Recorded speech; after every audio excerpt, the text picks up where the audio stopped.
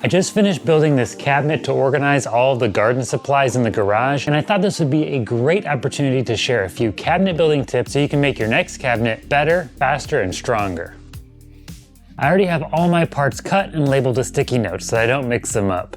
Plywood is crazy expensive these days, so I made plans to ensure that I'd get the most out of each sheet of plywood. And because I'm not as smart as a robot, I use this web-based app called Cutlist Optimizer, which automatically calculates the most efficient way to get all the parts I needed out of each sheet of plywood.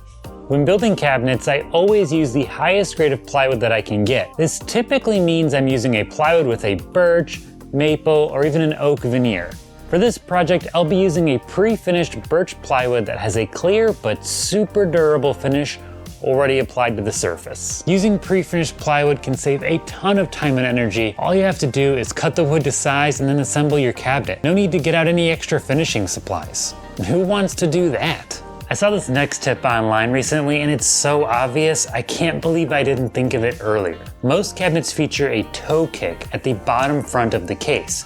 This toe kick provides clearance for your feet when you're sitting close to the cabinet or even the countertop. And since it's at floor level, it tends to get kicked and scuffed. I used to always mark out each of my toe cuts on the side panels and then cut each of them out individually. But get this, if your project has toe kicks, just clamp both of your side panels together so that you can cut the toe kicks at the same time.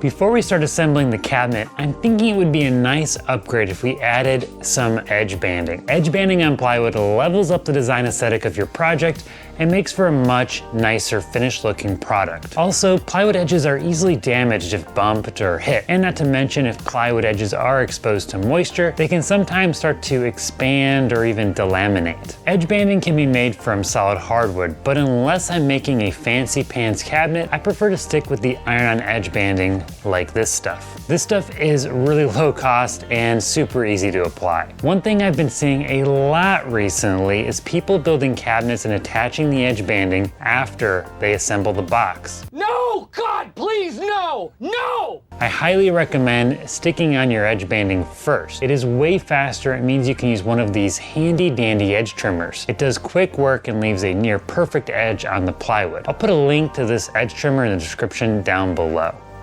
When I assemble cabinets like this one, I try to clamp each piece exactly where it needs to go, and then I use my brad nailer to pin each of the parts in place. That way I can spend the extra time to make sure the box is perfectly square without worrying about the clamps anymore. Then I go ahead and drive in some screws to hold everything together. And that brings us to my next tip. Don't use pocket holes if you don't need them. Look, I'm as big a fan of pocket holes as the next guy. They call me the pocket hole king. But the reality is they take longer to set up than a simple countersunk flathead screw. In the case of a cabinet, especially one where the sides aren't even going to be visible, I like to use countersunk flathead screws. This saves a ton of time that I would have had to spend marking out and pre-drilling a bunch of pocket holes. And here's a bonus tip for you. Drywall screws have a rough black surface that is meant to grab drywall and hold it into place. But if you're using them for woodworking projects, be sure to add a little bit of wax to the threads. This will help them go in much easier, allowing for a tighter joint that doesn't overstress the screw. And that brings us to the next pro tip that I just saw over on Crafted Workshop's channel. Add a couple of sacrificial boards to the bottom of your cabinets. This allows you to slide the cabinet around the shop floor without damaging your fancy new cabinet box. This is definitely something I'm going to start doing from now on all of my future builds.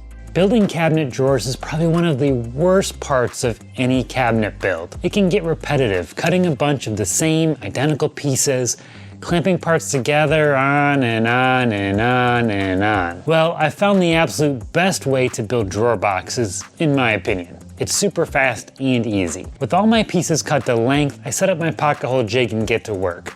This is probably the most time-consuming part of building boxes, but I like the clean look of hidden fasteners. In order to assemble the drawer boxes, you would typically need to use clamps to hold everything super tight. Otherwise, the pocket holes will cause the joint to slide around. Now here's a killer trick for clamp-free pocket hole joints. Use your brad nailer to pin the joint in place. Then just drive in your pocket hole screws. The nails keep everything from sliding around, while the pocket screws clamp everything together into a nice, tight joint. No need to spend money on a bunch of fancy pocket hole clamps.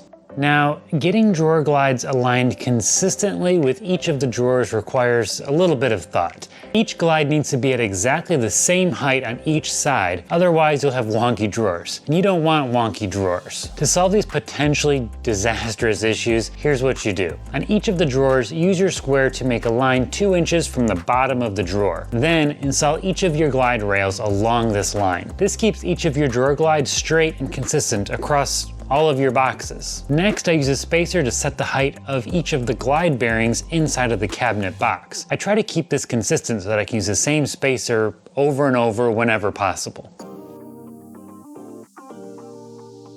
Whenever I build cabinets that won't be painted, I like to cut the door and drawer fronts out of a single piece of plywood. This does a few things for me. First, it makes it really easy to measure out how big each of the pieces need to be. I simply start by cutting down the entire sheet and leaving a 1/8 inch reveal around the entire panel relative to the box. Then I simply divide that piece into the appropriate number of pieces that I need for the project. Since I'm using an 1/8 inch table saw blade, all my gaps will be spaced perfectly. As a bonus, the plywood grain now flows across the entire cabinet piece, making for a really cool look. Getting this to work doesn't really take that much extra planning. All that I do is drop it into my Cutlist Optimizer when I'm planning out the project, and that's it.